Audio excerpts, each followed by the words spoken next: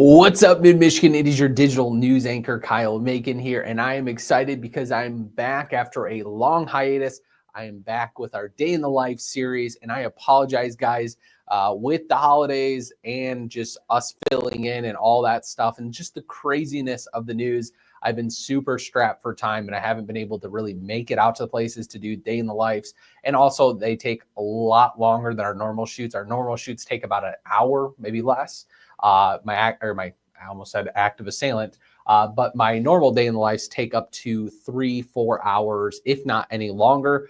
So they're a little bit harder, but for this week, I'm pretty excited because I have active assailant training with Saginaw County first responders. And guys, this one's pretty sweet, if I do say myself. Now, I didn't get to suit up and shoot any guns or anything like that, even though maybe if I play my cards right, maybe in the future I'll get to do some training with Saginaw County, because honestly, I had a blast with them. They're a bunch of great group of men and women out there. But pretty much the active assailant training, I will actually, well, I can't show you guys the video just because of the lag that it's going to show and all that stuff. But I'll show you guys where you guys can actually see my day in the life. Of course, on Mid-Michigan Now's digital desk. So if you go to our website, go to news, right here at digital desk, you click it. I'll just go through the motions with you guys. And you find the next episode right here. We're already up to episode 15, if you guys can believe it. But this one is active assailant training. So like I said, I didn't get to do anything hands-on with guns or any other training, because obviously this is essential training that they're learning. But I did get to do some first aid stuff. So I got to learn how to put on a tourniquet correctly, how to stuff the wound, and then also how to place a bandage on top of that wound you just stuffed. Now, just a heads up, if you are about to watch the video, I hope you guys, first enjoy it. Secondly, one of the piece of information that I definitely wanted to add in here is that if you do, if you're interested in any of this stuff, and honestly, in just general, it's always a great idea to have a first aid kit in your car.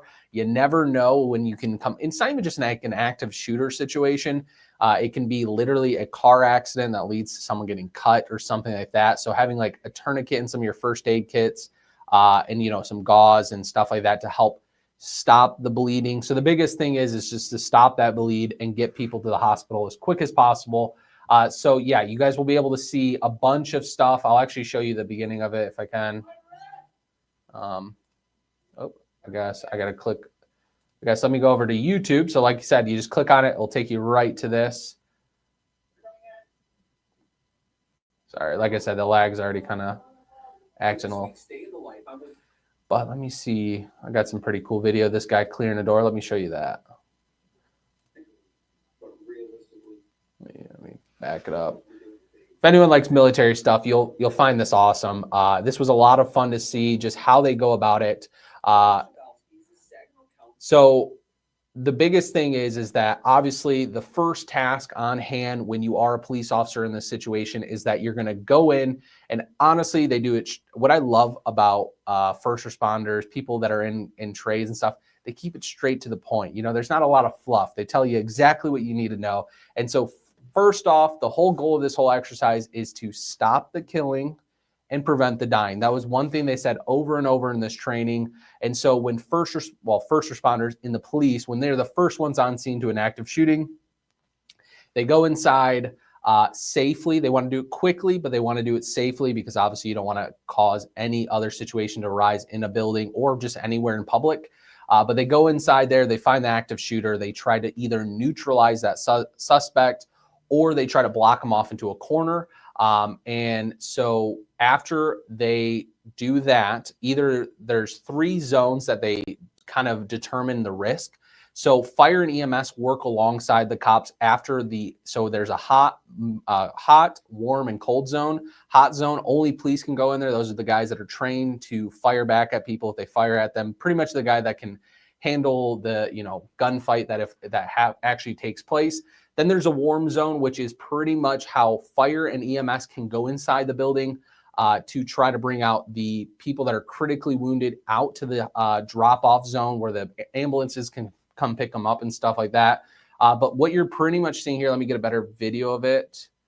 So once you have those warm zones and people say, hey, there's a warm zone, either that threat is into side of a building, in a back office somewhere, well, then anything before that's already been cleared, the EMS can go with, obviously they have to have cops in the warm zone, take them and escort them right to victims and try to get them out. So even as if, say, gunfire is exchanged down a hallway, EMS and fire, if they're in a warm zone, they can get up to as close to that red zone without going into the red zone and take out victims that way.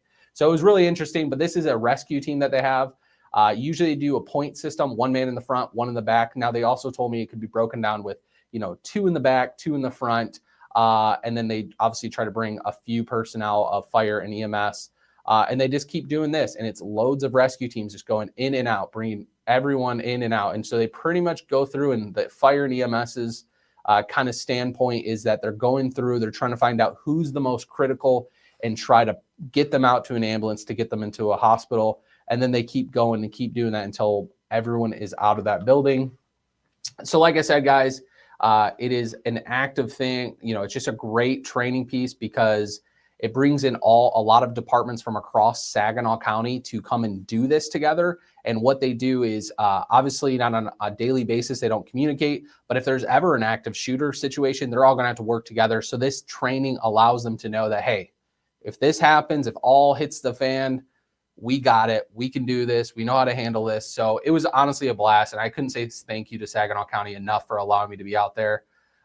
Actually, here's some first video of someone stuffing a wound or packing a wound. I'll just mute myself so you guys can see it. But this is packing a wound. You keep one finger on. What you're trying to do is find a bleed inside.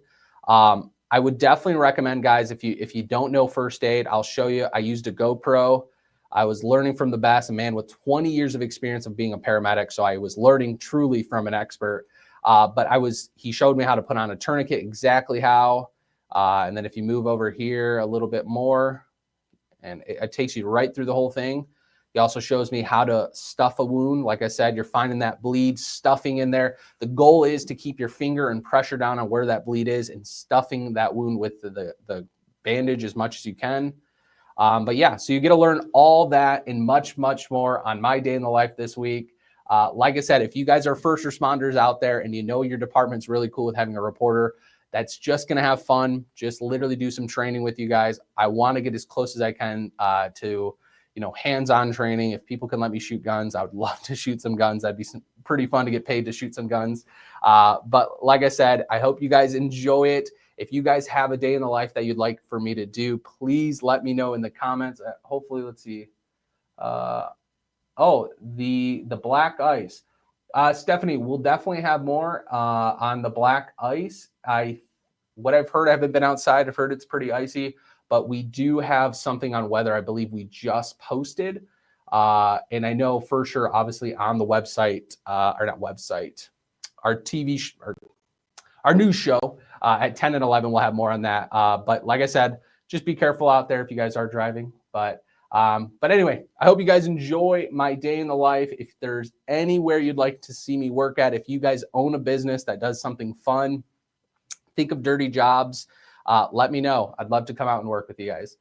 Ice fishing, Jim, you are exactly right. I was looking for an ice fishing. I'm a huge hunter, fisher. I love outdoors and hunting and all that stuff. So obviously why I'm trying to shoot some guns while getting paid for it. So if you guys know any people that want to take me ice fishing, let me know. I'd love to go ice fishing with you guys. I know this summer I'm definitely going to try to get a charter to go fishing with some people to show that. Next week, so this week, I'll actually give you guys a hint. Next week's is going to be a blacksmith that I got to do. I think we're going to build a knife or an axe or something like that.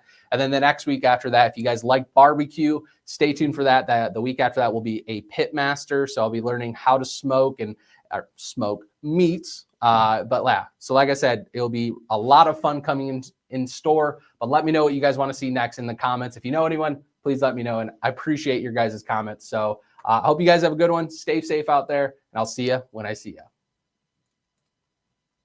If I can click this.